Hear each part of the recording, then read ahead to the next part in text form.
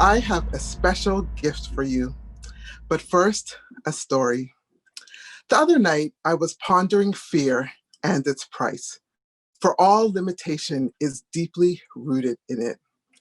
Indeed, fear has cost me the life I desired, the life I deserved, the life I'm destined for, until now. I have long dreamed of becoming an inspirational speaker, imagining that my life experiences could be of encouragement to others. See, in my teens, I was diagnosed with two disorders: retinitis pigmentosa that has led me to be slowly and continuously going blind, and polycystic ovary syndrome that resulted in me growing a beard as a female.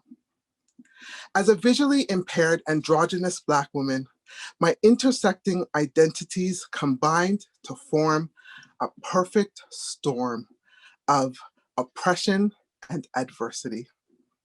I often wonder, what does a person see first when they look at me?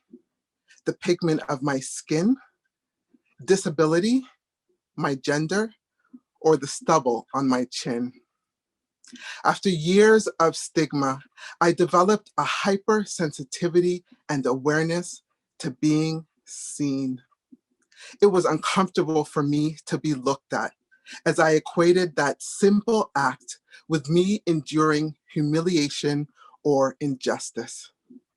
I navigated the world in defense mode, full of trepidation of how I was being perceived and what experiences those perceptions could bring me, unable to be truly comfortable in my skin. Sometimes I even pretended to be a celebrity, and being stared at was just the cost I had to pay for fame. It actually helped sometimes, and other times, not so much. I began to welcome exclusion as it provided scrutiny-free anonymity. So any thought to appearing publicly on a stage was strongly tethered to a what if. What if people don't listen when I speak? What if they don't care? Worse, what if they laugh? For many of us, being vulnerable is scary. It requires you to let down your defenses and allow your insecurities to be seen. For me, the ideal of being so openly exposed overwhelmed me with anxiety. So how was I going to inspire the same world that I was terrified of? I didn't know, and so I just waited. Waited for my courage to increase, waited for my life to be just so, waited for the right time. But my possibility wouldn't stop pulling at me, telling me that resilience and grit were also deeply embedded in my DNA, reminding me that faith had already carried me so far, whispering, it's time to step out bolder than ever before. And then in the spring, the opportunity came to participate in this very competition.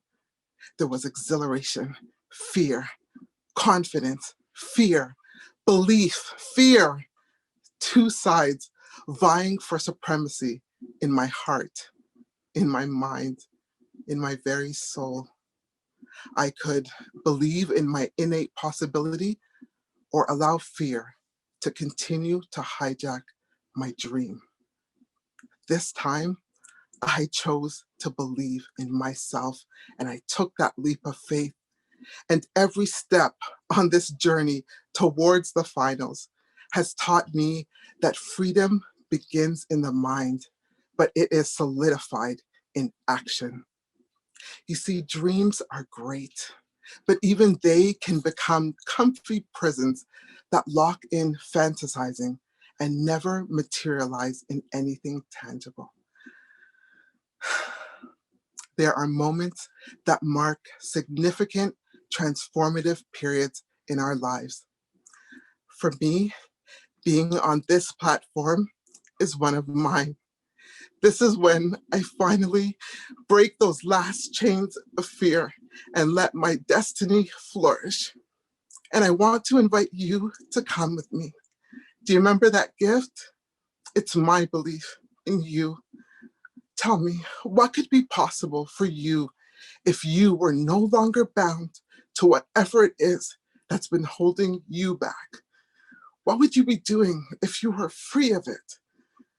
It takes more than desire to get what we want out of life.